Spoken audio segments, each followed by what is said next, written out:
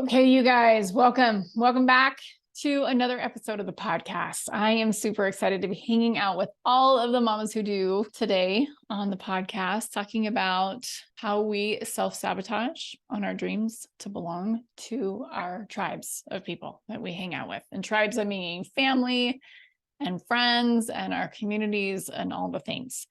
So before I get into the content today, I have a quick little invite for you. Been talking up the masterclass that I've been doing through the month of March and maybe a little bit towards the end of February, but I'm going to keep going with it. I am loving connecting with the people who have shown up. I've loved connecting with you on email, and I want to continue to share this information. By the way, it's called 5 Productivity Mistakes Busy Moms Can't Afford to Make, especially if they're feeling burned out and behind.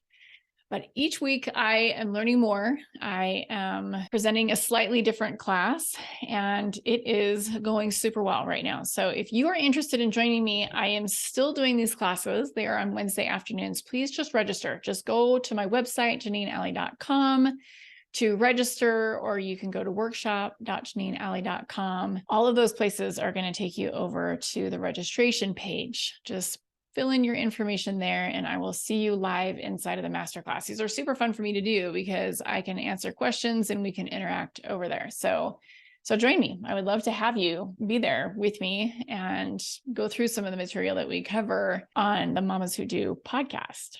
Okay, so today, like I mentioned, we are talking about how we self-sabotage on our dreams to belong to our people. And most importantly, we're talking about what to do about this, because so often we don't subconsciously realize how we are self-sabotaging.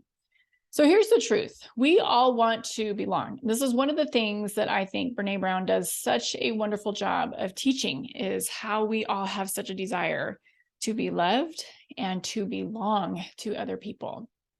And she shows us in so many different ways why we worry about what other people think about us. We all, like I said, have this desire to belong, and it is something that is innate within each of us. It's something that is part of our DNA, because evolutionarily speaking, if we got kicked out of our tribe, if we no longer belonged to our tribe, we would die because human beings are pack animals, so to speak, right? We needed our pack to survive. We couldn't do all of the things that our tribes did for us. We could specialize in one thing, and then the tribe helped us to survive with the other things that we weren't doing. So I want you thinking, who are your people? Who are part of some of your tribes? You might have tribes, of course, from your family or from friends or from your church community or from work or from your kids' school, or there's just so many different places where we find and collect these friends. And the thing is this is one of the things that I have learned over time, is that if we didn't care what other people think about us, we would be psychopaths. So we care. We all care. This can get away from us, though, when we're not aware of it. If we are not paying really close attention to how that might conflict with what it is that we're up to, or what it is that we want, or what it is that we dream about, we have a tendency to self-sabotage on these deeper desires that we have. And I think the thing that matters here is being intentional about whose opinions matter, because that's not going to go away. And even more specifically, what those opinions are. If you're trying to reach a goal, for example, I think a more obvious thought that we catch sometimes is, what if I do this and it doesn't work? And so we fail ahead of time. We don't even go for the goal because we're like, well, what if I do this and I fail, and then I don't have any other ideas about what else to try? At least if I'm not doing anything, then I still have hope that something might work. Okay, we do this. I know it sounds crazy when I bring it to light like that, but we do this all the time. But there is even a more subtle thought that we have. And it's, what if this does work? What if this does work and we are no longer accepted by the people who you were just thinking about, who are inside of your tribes? So let me share how this comes up. I actually have a very specific example, because I was coaching someone who wanted to exercise regularly. And this is someone who has exercised regularly in the past and has been very successful actually at losing weight. to a point. So she's noticed that when she does lose the weight, she actually stops exercising and gains the weight back on. And I was asking her, okay, why do we do this? And just to kind of get some clarity on what her brain was doing. And she was telling me, well, I'm thinking like, what if I do it and it does work?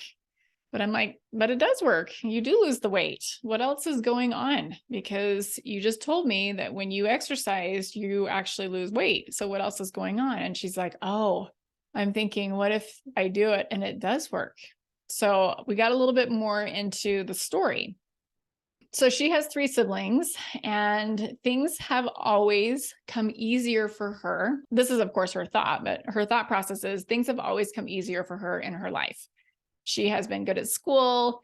She's been sporty in the past. She's had lots of friends. That has been really easy for her. She has gotten married and has a beautiful family, and they do really well for themselves. And as a child, back in the day, she got picked on because she did the quote unquote right thing. She lived up to the expectations of her parents and her community, and she was rewarded by that.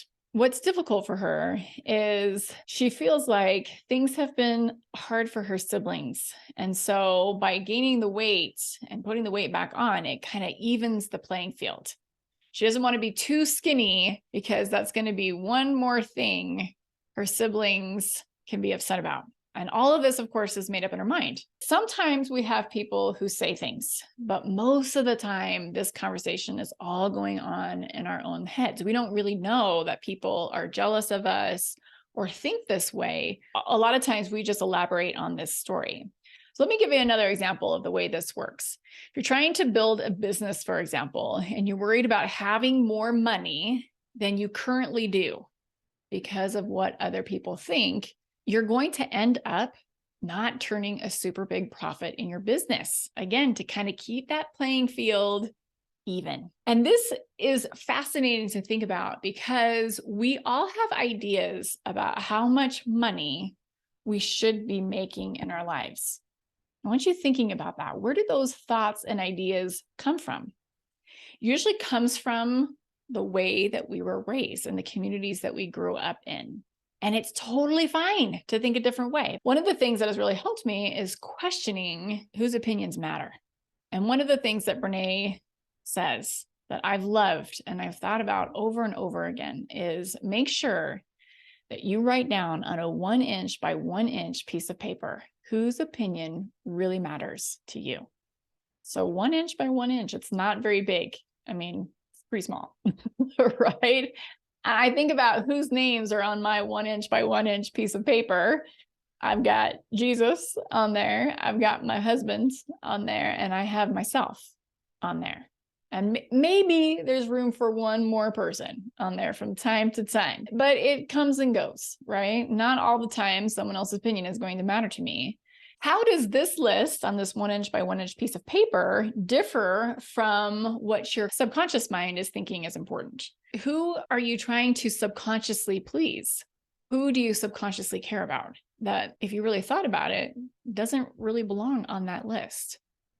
And this is really important to get some clarity around. It doesn't mean that you don't love them. It doesn't mean that you can't listen to them. But what this does mean is not everybody's opinions need to be your opinions, especially when it comes to what you're doing about your life. The thing that I really want you to pay attention to is the people that you want to belong to. We don't live in a time period where if you ruffle someone's feathers, you die, generally speaking, right? Hopefully that's not the case in your life, but it feels like it does sometimes, but it doesn't happen. Yet we spend a lot of time and energy worrying about offending other people and being all up in their business. So I want you to be really concerned about what is your business. Again, back to Brene Brown. There's quite a bit of Brene references today in the podcast. But another thing that has come to mind, I'm even kind of going off script right now with my notes, but one of the things that she says is you need to be really clear on what is your business, what is other people's business, and what is God's business. And I just love thinking about that. I'm like, okay, that's not even my business. This is my business. And those are things that we really need to get clear on. So what are you up to? What is your business? What do you want out of your life? If no one else's opinions matter to you, what do you want? Whose opinions of you do you need to let go of in order to make those goals and dreams that you have happen? Whose opinions do you intentionally want to take into consideration? I think being able to differentiate between your subconscious lists of whose opinions matter to you and your conscious list of whose opinions matter to you matters. I think this is really important to get some clarity around and behind. Otherwise, what happens is you are going to continue to self-sabotage, because if you're not clear on whose opinions matter, those opinions are going to keep you playing small. I've shared this analogy before about the crabs in the bucket, and I'm going to share this again. This is something that I learned actually in my very first business class, and I loved it. I thought about it many, many times. But when we are going for a dream or a goal, sometimes it feels like we're leaving people in the dust, right? That's what it feels like, right? If you ever watch crabs in a bucket, they can actually be, if they're together, they can actually be in a very shallow bucket, meaning the walls of the bucket aren't very tall. And the reason why this works for crabs is as soon as one of the little crabs tries to start climbing over the wall, his little crabby friends will grab him and yank him back in the bucket. They're like, where do you think you're going? You ain't going nowheres.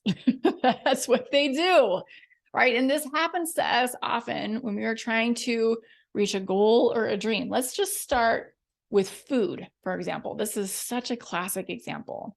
We can even do this with losing weight or joining a different church or just so many things where people feel like, wait a second, you're changing and I'm not right there with you. And it feels like we're not going to belong to each other anymore. So let's just take food, for example.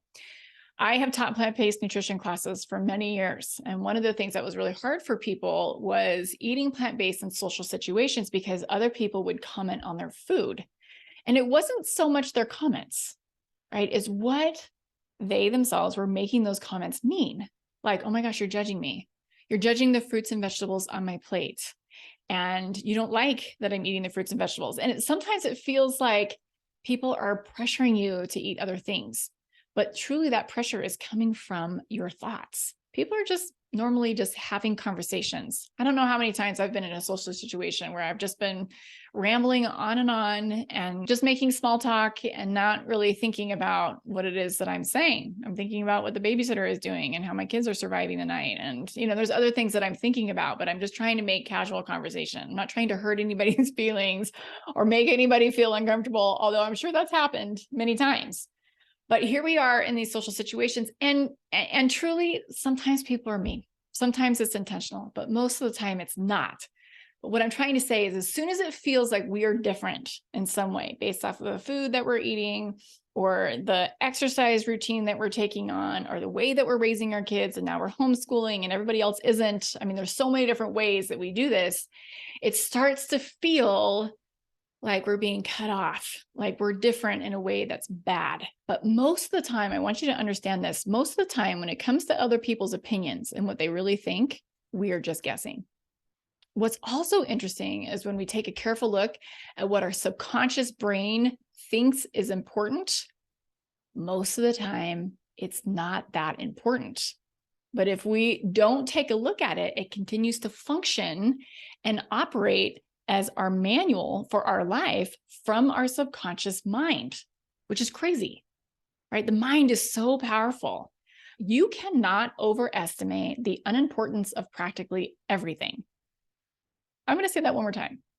You cannot overestimate the unimportance of practically everything. So what does that mean? Or what have I taken that to mean? Why do I feel like this is so important? Is because most things in life aren't important, but we think that they are. Things we see on social media or what we think about other people's opinions and how weighty we make those things sometimes, or different fads or trends, or most of the news. I want you thinking about what you think is really important. And then I want you to ask yourself why you think those things are important. And it's been fascinating to me to see how influenced I've been to think some things are important just because of the culture that I live in, and the tribes that I surround myself with, and how I was raised, and all those things. The why piece of this, and understanding why you think certain things are important, is important. Because getting crystal clear on what matters to you is just the clarity piece of like, oh, okay, yeah, that's important to me. But when we ask why, sometimes you're like, oh yeah, I guess that's not really that important. So make sure you ask yourself why. Why do you think that that is so important? Oftentimes, these thoughts that we have are like dusty boxes in our attic. They take up space, right? How many of you have ever moved somewhere and you have all these boxes in your new house and you have no idea what's in any of them? And you're like, I secretly don't want to open any of these because I'm afraid of what's in there. I think sometimes we think this way about our thoughts, but the truth about our thoughts, you can actually get rid of those boxes and never know what's inside, and it's okay. But we can't do that with our subconscious mind. We actually have to take a look, because these thoughts continue to function and they continue to operate because we subconsciously believe them.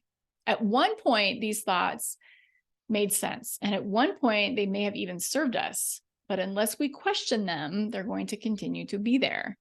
So I want you thinking clearly, who do you want to belong to? I want to belong to God, for sure. I want to belong to myself. I want to belong to my husband. And I want to belong to my kids. And already that list is kind of long, right? There's 7 people on that list. I don't know if I can get everybody's name in my 1 inch by 1 inch square. And truth be told, sometimes my kids' opinions aren't on that square. Depends on what it is that we're talking about. But it doesn't mean that I don't love all the other people in my life just because their name isn't on my list. I love my parents. I love my siblings. I love my friends. I love you all. I do. But y'all have a lot of opinions. You do. And you all have a lot of great opinions. But I want to be very careful about letting my extended family's opinions and my friends' opinions become my opinions. Because like I said, it's a lot of opinions, number one, for me to get clarity on everybody's opinions, but it just becomes a lot of noise after a while and becomes very confusing. And when this happens, we become disconnected from ourselves. What we think is important and what we think matters and why those things matter. And this is one of the reasons it is so important for us to have quiet time to ourselves. What do we believe? What do we value? What are our morals in life? And how do we want to spend our time? What do we want? Why do some things matter to us and other things don't matter? All of this is very important to get some clarity around. If we truly belong to ourselves and we truly belong to God, if that's something that's important to you, we have to set that time aside to be quiet and listen for these answers. And I know some of you are like, I don't have time to be quiet, but I know you take a shower from time to time.